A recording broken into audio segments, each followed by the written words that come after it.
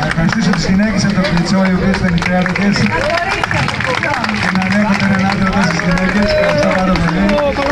Ευχαριστήσω τα παιδιά από τον Χώρη που ήταν εξαιρετικά. Και αυτά επειδή οι περισσότεροι ήταν φοιτητές, ήρθαν από μακριά μόνο και μόνο για το χωριό τους και για τον έρωτα. Ευχαριστώ πάρα πολύ. Τα παιδιά εδώ από την Ανθήνη, τα οποία ξέρουν πόσο πολύ τα κατάλληλα και να τα κάνουν, τα φωνάζω λίγο, αλλά εντάξει. Επίσης θέλω να ευχαριστήσω όλα τα διοικητικά συμβούλια, από όλους τους συλλόγους, τους οποίους συνεργάζομαι, τους αγαπώ και με αγαπάνε και ό,τι τους ζητάω μου το κάνουν και μου έχουν εμπιστοσύνη και τους έχω απόλυτη εμπιστοσύνη. Τα παιδιά από την Αθήνα που δούλεψαν λίγο περισσότερο από τους άλλους. Να τους ευχαριστήσω και όσο μια φορά πέσω και να έχουν δίνει και συνεχεία.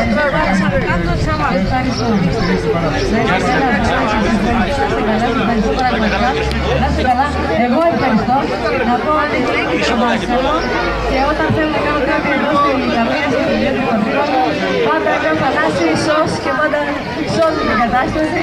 Σας ευχαριστώ πάρα πολύ για ό,τι κάνατε σήμερα εδώ για μένα. Σας ευχαριστούμε που μας θυμίσατε στο χωριό μας. Άλλη μία φορά θα πω να ευχαριστήσω τα παιδιά τα πορευτικά, τα παιδιά από την ορχήστρα.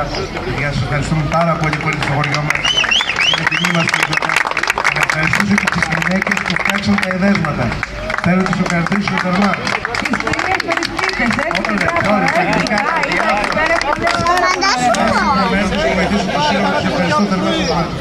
Είναι ότι μας δίνησαν αυτό που έκανε πάρα πολύ εμένα προσωπικά. Σημαίνει ότι είναι κοντά μας και μας δίνουν το έναυσμα να προχωρήσουμε κι άλλο. Ακριβώς αυτό. Παίρνουμε κουράγιο.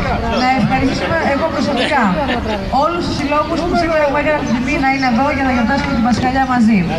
Όλο τον κόσμο, όλους εσάς, σας ευχαριστώ πάρα πολύ που είχατε την υπομονή να είστε εδώ. Σας ευχαριστώ να έχετε υγεία και αγάπη γύρω.